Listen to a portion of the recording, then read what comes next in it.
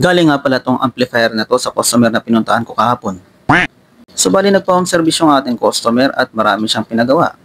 Hapon ako pumunta sa bahay nila kasi wala pa siya dun sa bahay niya. So pagdating ko doon ay pinagawa niya muna sa akin yung kanyang air fryer at blender na luma. So pagkatapos kong gawin yung dalawang yon ay inabot na ako ng gabi. Kasi medyo nahirapan ako sa blender.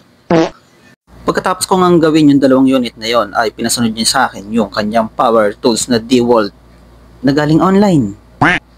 Ang problema kasi noon ay ilang gamit lang, lobat agad. Pati rin yung spare na battery.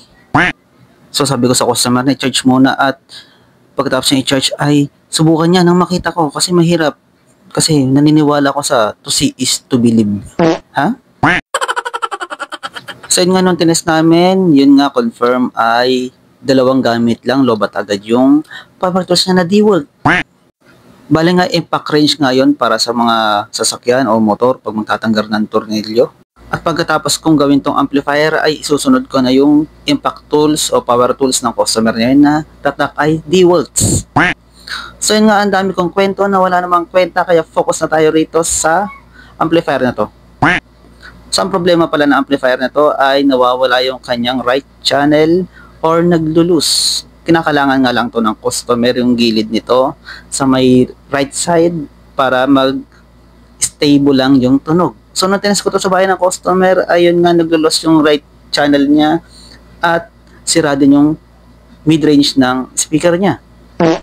At dahil inabot na ako ng gabi sa bahay ng customer kahapon ay pina-pull out niya lang sa akin tong amplifier kasama yung power tools niyang galing online na DeWalt. So sinesetup ko nga muna dyan yung amplifier at i-check ko ulit yung problema nito at baka may minor lang nasira at hindi malala.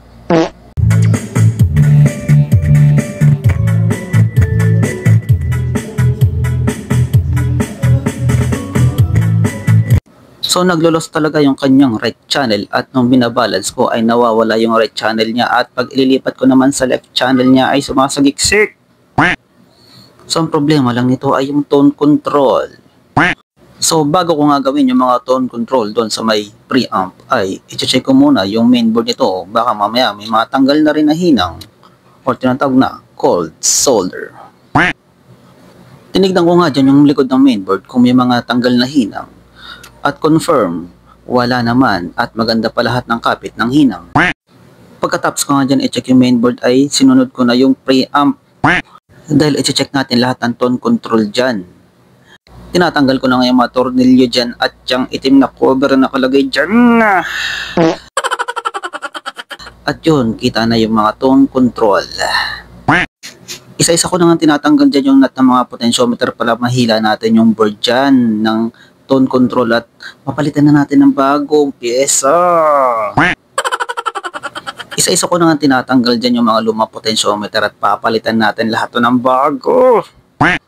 Pero sinabihan ko naman yung customer na kailangan palitan, hindi lang pwede yung isa or dalawa. Mas maganda lahat na para lahat bago at umuwi naman yung customer. Natanggal ko na nga lahat ng lumang potentiometer dyan at hinahanda ko na yung mga potentiometer na bago na ilalagay ko para mapalitan natin lahat ng tone control niya. Isa-isa na nga natin pinapalitan dyan yung mga tone control ng amplifier na to. So bali nga pala ang brand nito at model ay Sakura 733. Pagkatapos nga natin palitan dyan lahat ng tone control ay ibabalik na natin yung board dyan sa may front panel. At ikakabit na rin natin yung mga nut yan para mag-lock na.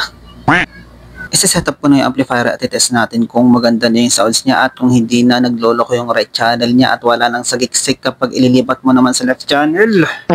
Kaya itetest na natin to at heto na! I'm walking alone, the streets are empty. The only thing I can see is my own silhouette. I'm getting stronger, step by step. The clock is ticking, but there's no time for regrets. I've been flying from town to town, from London to Taiwan. I've been all around the globe, trying to protect your soul. We are heroes tonight. We will fly above the sky.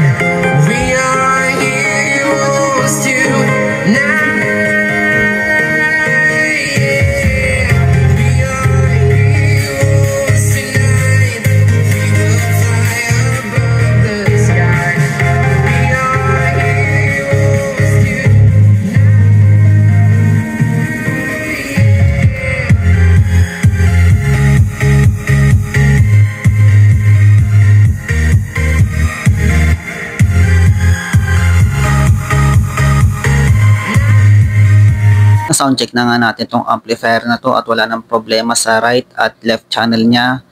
Kaya all goods na to. At okay na to. Goodbye.